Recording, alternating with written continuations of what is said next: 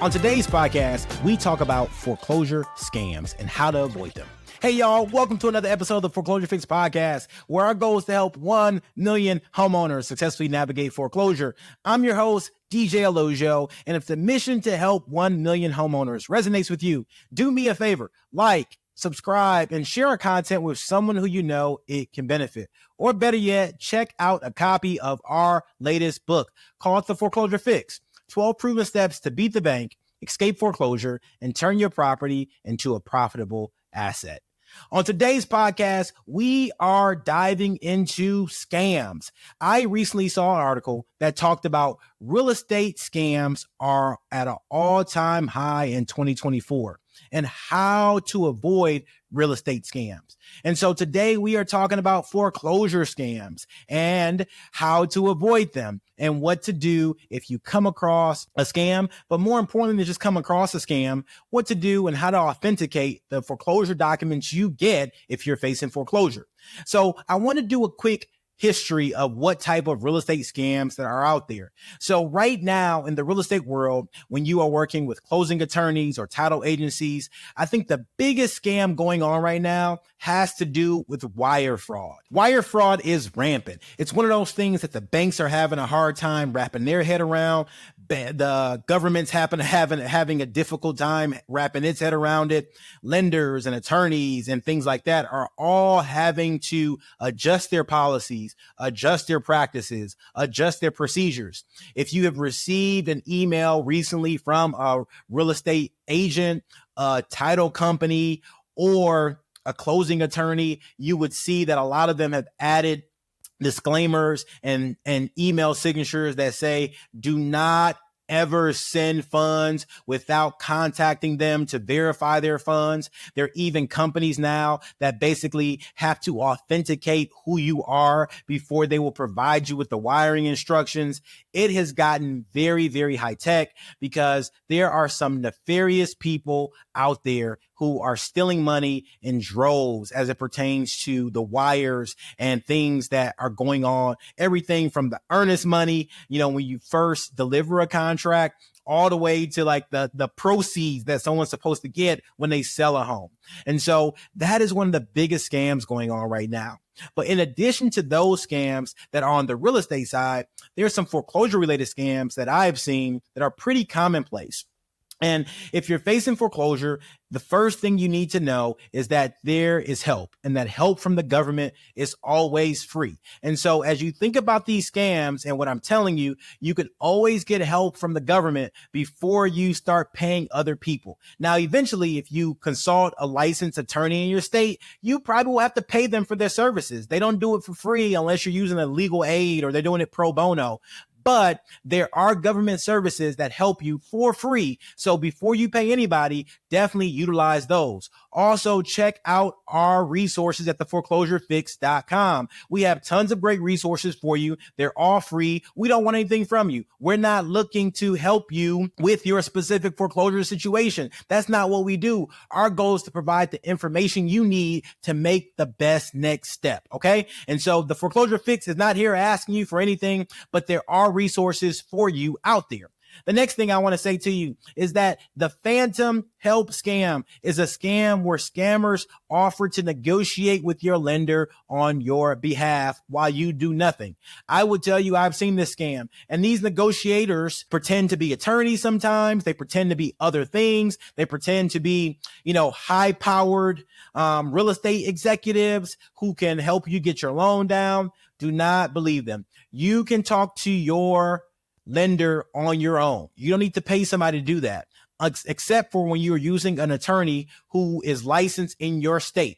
All right. So make sure you are not falling for that scam. So the forensic loan audit scam is a scam where someone reaches out to you and says the accounting on your loan is incorrect and you are owed a huge refund. And for a fee of a few hundred or a few $1,000s, I can get this fixed for you and stop the foreclosure. Please note, no one is looking at your documents trying to audit them for you unless they are working with you already. People just don't say, oh, there's a big loan scam. They don't do that. So do not fall for that scam.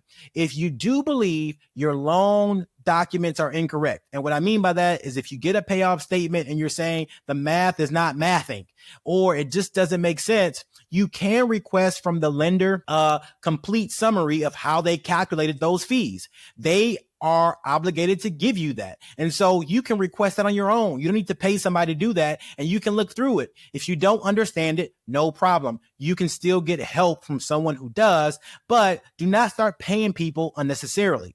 The next scam we see is the mass kind of class action lawsuit scam, saying that this large lender is foreclosing on people in droves and we have a big, massive class action lawsuit and we want to put you into that lawsuit. So don't do anything. Don't pay your mortgage. Don't communicate with them. Stop talking to them.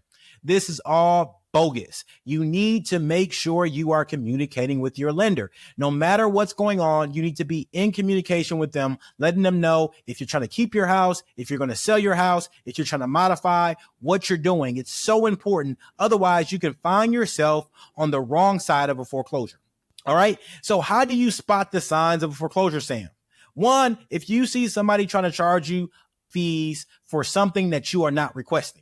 And what I mean by that is that if you go and you consult an attorney will do a consultation with you typically for free, but they won't start working on your case without you giving them some money. But you know that you have reached out to that attorney. That is a legitimate thing that you've reached out to. But if someone just comes to you and says, hey, I'm going to fix your foreclosure, give me $1,000 and I'll take care of everything, you do nothing, it's a scam. Or it's somebody who does not have a full strategy on how to help you. They may be saying, oh, I'm going to buy your house or something like that, especially when you look at real estate investors. And I am a real estate investor. I'm a realtor. I know how this goes. People can come to you and say, hey, I want to help you with your foreclosure. The question you always have to ask is, how does it help the other person? So if you're not compensating this person with cash, or this person is not slated to buy your house, you really have to say, what are their motives? What is the reason they want to help me? And sometimes it could just be they're a great person. And that does happen. But you have to vet each person you're working with. Do they have a track record? Are they experienced in the area you need, which is a foreclosure? Can they connect you with resources? Do they have references? Are there people you can talk to? Do they have an office? All these different things to make sure the people you're dealing with are legitimate. And do not let your emotions take over at this time, because if you are in a bad emotional spot, you can be subject to and prey to people who want to take advantage of you. All right. Guarantees. No one can guarantee what's going to happen or if they can stop foreclosure. And what I mean by that is guarantees. If somebody says, I'll definitely stop your foreclosure and you won't have to pay anything, that's a guarantee that they can't make because they're not the lender. Yes, a bankruptcy does stop foreclosure. So a bankruptcy attorney can say, yes, I can get this foreclosure halted, but they can't guarantee what's going to happen in the future. All they can say is that I can help you stop your foreclosure, but you still will have to take steps to remedy the situation. And so if anybody guarantees that they're going to take care of it without giving you a big old bag of cash and saying, hey, go pay off your loan, they are probably a scam. All right. If you are receiving pressure to act quickly, and what I mean by pressure to act quickly, I'm talking about you just received your foreclosure notice and someone is telling you, hey, you got to do this today. You got to call me back right now. Do not wait. Do all this. And they're not giving you any time to sleep on it or breathe or anything else. It's probably a scam. Now, if you're facing foreclosure and you've been dragging this out and the foreclosure sale is just a day or two away, then that's a very different scenario. But if you just are receiving your foreclosure notice and you're getting correspondence, then you do have more time, but you shouldn't wait. You shouldn't delay, but you can definitely take a couple of days to think about what you want to do. If you want to engage, talk to a couple of different attorneys, talk to a couple of different professionals to help you figure out the best way to move forward. The last thing, if you get unsolicited calls or emails offering help, as I said before, if you're facing foreclosure, real estate investors may be calling you because this is all public information. And so if you're getting unsolicited calls from real estate investors, they have a motive. They want to buy your house and their motive is very, very clear. And they typically make that clear to you. If you're getting it from real estate agents, they want to help you sell your house. That motive is very, very clear. But if you're getting it from companies who are saying, hey, I just want to help you stop your foreclosure, and they're not giving you any inclination as to how much you're going to have to pay them, if they're an attorney, or what they're going to do to help you stop the foreclosure, that is most likely a scam because their motives are not clear.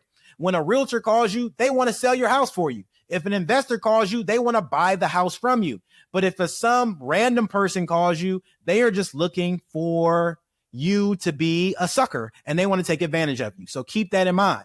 All right.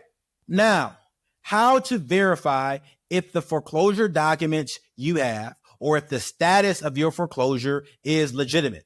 And so you're in a situation where you receive a letter saying you owe some amount of money for a loan that you either don't know about or a loan you do know about, and you really want to know.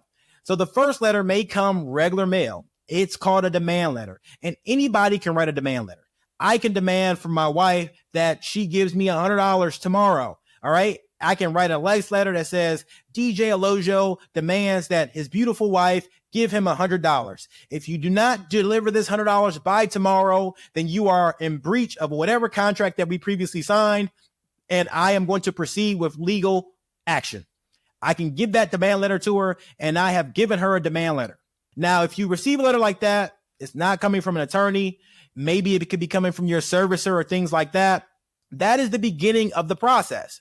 Now, you can still ignore that letter, and I don't recommend you do, but just say you said, hey, I ignore that letter. It's not a big deal. There's more correspondence coming. The letter that you do not want to ignore and the letter that you have to take very seriously is the letter that comes from an attorney. And is the correspondence legitimate? Is the law firm an attorney you know, or attorney you can Google or research and see if they have a location or if they have a bar number in your county, state, and things like that? So that's the first thing. Look at the letter you receive. Google and check out the law firm to make sure they're legitimate. Do they have a phone number that has a local area code or a 1-800 number that you can call? Is the attorney sending the letter licensed in the state in which you are residing, or in the state where the property is, not necessarily where you're residing, but in the state where the property is? If those things don't match up, it may be a little fishy, right? Do you personally remember getting the loan in question? So oftentimes what happens is that this loan may be 2 or 3 loans ago. And so you may have modified, you may have refied and things like that. And they could be coming back saying, hey, you owe this money, but you've already modified or refied. And then title insurance will take care of it in the event of a refinance. And if you modified, maybe you only modified 1 loan, not 2 loans. And so it's very important that you think through and say, did I actually take out this loan? Do I remember taking out this loan? The next thing to look at is the loan servicer licensed? So typically when they provide you with a demand letter from a reputable attorney who's licensed in your state, it would also have payoff figures and reinstatement figures. And those figures are basically saying, this is how much you owe, and this is how we calculate it. And it will come on the statement from the servicer. And so you can look to see, is that servicer licensed? Do they have an NMLS number? Do they have the appropriate licenses for that state? If they do not, then that could be another red flag. And I keep on using the term could be because none of these are absolutes. These are things that you want to look for. If you have too many of these that are not happening, it may be a little fishy and you may want to get some legal help or contact the FTC. But if all these things are adding up, it's probably a legitimate letter coming from a reputable source. All right. Did they provide a copy of the mortgage and deed of trust or the security deed? So when you got the loan, you signed numerous papers and you basically affixed your signature to documents that said you plan to pay this loan back. Did they provide a copy of that? If they didn't, can they provide a copy of that? Do you see copies of that in your own personal records? And if so, well, maybe this is legitimate. Is the foreclosure recorded in the county records? And I say, is the foreclosure recorded in the county records as a question because not all places require you to record a foreclosure. Just in the judicial states and non-judicial states, it could be as simple as an advertisement that goes out and it may not be recorded in the county records. Also, depending on what stage of the process, if you're just in a demand letter stage, there wouldn't be anything recorded at that time. It typically comes once the attorney has passed the demand time frame and are now starting the actual legal action in your judicial states. All right. Was the letter you received sent certified? Now, this is a good question because if you get certified mail, typically somebody's paying extra to make sure you got it. And so when you're getting just a regular letter, you may say, oh, they're doing this in bulk. It's a big bulk scam. They don't really want my house. But when you're sending mail certified, it's an additional fee. And that fee adds up if you're just out here trying to scam people. But people who want to know you received it, like attorneys, like lenders, they will send things to you certified so they can say on this date, you received the document or somebody signed for this document and they have legal proof, because that often has to be filed with the lawsuit. And so that's very important. If you're receiving certified mail, it's a strong possibility that the person sending it to you wants you to receive it. All right. And then does the documentation mention that this person or party is a debt collector? You may see oftentimes where an attorney for an email signature for an attorney may say, this is an attempt to collect the debt, and anything that you use or any correspondence will be used to help collect that debt. And so you may hear that as an audio prompt. You may see it on emails, and you probably will also see it on the letters you receive.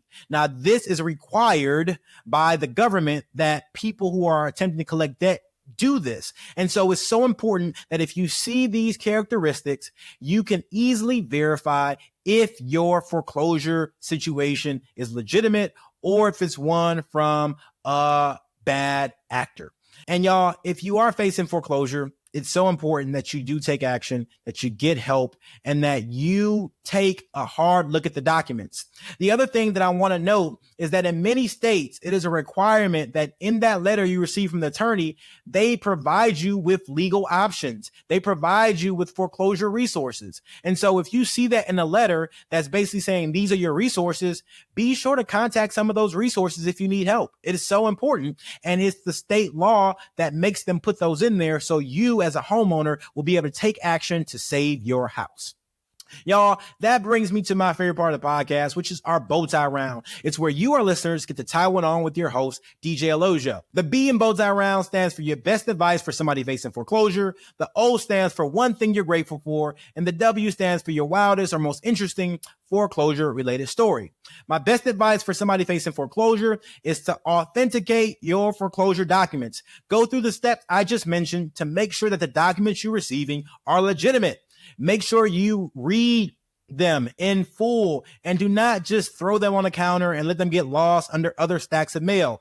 This is important, and do not let too much time pass before you reach out, you contact, and you get help.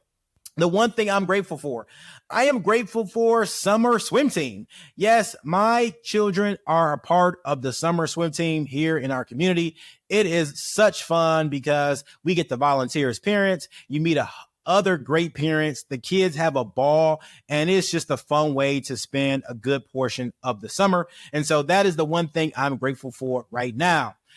My wildest or most interesting foreclosure related story comes from a borrower in the great state of Alabama that we are working with. And the reason why I want to point out this story and why it's my most interesting story is because this is a situation where it just shows that we all need help in our life.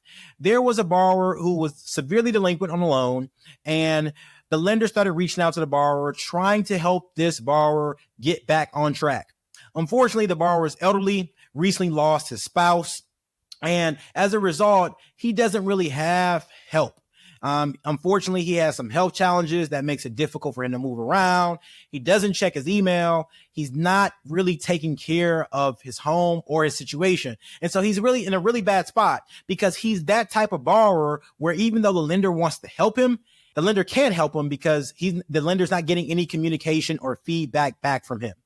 But luckily for this borrower, he had a friend who's kind of a caregiver who's looking after him, who goes in and helps him out, who opens his mail, who reminds him to check his email. And she came across the documentation the lender sent, and she called in. And by her calling in and with him on the phone, and he verified that she could talk on his behalf, it was a situation where he was able to easily get a loan modification because he has the money. He just didn't know where to send it or how to pay it. And in all honesty, he just needed help. And so that story just goes to show what you can do when you have other people around you who are willing to help you. The situation was not difficult. He has the funds to be able to pay every month. He actually has funds to pay above and beyond what he owes every month. He just needed help from someone else to help get the document signed, to help stay on track, and to know where to send the payments. And so every foreclosure situation does not have to have a bad ending. They can have a great ending, just like this story, if you get help. All right. And so that brings us to the end of another podcast. I truly appreciate you all for listening and tuning in. And remember, if you are facing foreclosure, there are tons of resources out there. You can check out the foreclosurefix.com for great resources to help you. You can check out our blogs, our podcasts, and most of all, you can also look for government resources online. There are tons of them that are free, and we want you to get the help you need in this challenging time. As always, I appreciate you listening to the podcast. I love you. God bless you. And make sure you check us out, leave us a review, and have a great day. The views and opinions on this podcast are for informational purposes only and should not be construed as legal advice. If you have a specific legal question, we highly recommend you contact a qualified legal professional.